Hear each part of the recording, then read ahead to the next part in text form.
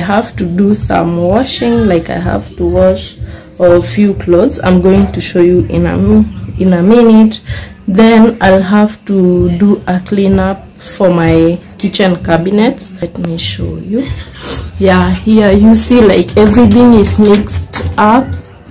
See, so I have to arrange my kitchen cabinets, do some dusting, and yeah, that is it. Then on top there I'll have to arrange those things so that they look neat. They don't look neat right now, so I have to do some cleaning from the top down, then I arrange them.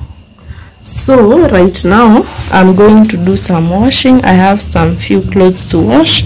I'll show you.